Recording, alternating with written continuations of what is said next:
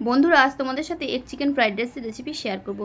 তার জন্য আমি নিয়েছি ছোটো টুকরো করা চিকেনের মধ্যে পরিমাণ মতো নুন, লঙ্কার গুঁড়ো, আদা রসুনের পেস্ট আর পাতিলেবুর রস দিয়ে ম্যারিনেট করে নেব 15 মিনিট মতন। এরপর এদিকে বাসমতি চালের ভাত করে নিয়েছি। এবার ওই ম্যারিনেট করা চিকেনের মধ্যে 2 চামচ পরিমাণ কর্নফ্লাওয়ার আর 2 চামচ ময়দা দিয়ে একটু মেখে নিয়েছি। এবার কড়াইতে দিয়ে দিয়েছি রিফাইন তেল। তেল গরম হয়ে গেলে সেই চিকেনগুলো দিয়ে দিলাম। চিকেনগুলোকে দিয়ে লাল করে উল্টে পাল্টে ভেজে তুলে নেব। এবার এই তেলের মধ্যেই দিয়ে দেবো আগে থেকে কেটে রাখা বিনস, গাজর আর কাঁচা লঙ্কা কুচি। দিয়ে দিলাম স্বাদ মতন আবারও নুন। এবার এটাকে একটু ভেজে নেব। তারপর এখানে এটা সাইড করে দিয়ে সবজিটা এর মধ্যেই আগে থেকে 2টো ডিম আমি গোলমরিচ গুঁড়ো আর নুন দিয়ে ফেটিয়ে রেখেছিলাম, সেটা দিয়ে দিলাম। সেটা দিয়ে ভুজিয়া তৈরি করে নিলাম। তোমরা চাইলে ভুজিয়াটা আলাদা করেও অ্যাড করে দিতে পারো তৈরি করে নিয়ে।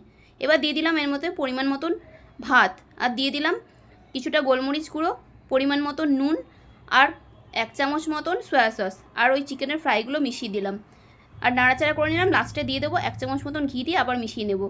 দেখলে তো ঝটপট তৈরি হয়ে গেলো রেস্টুরেন্টের মতন এগ চিকেন ফ্রাইড রাইস।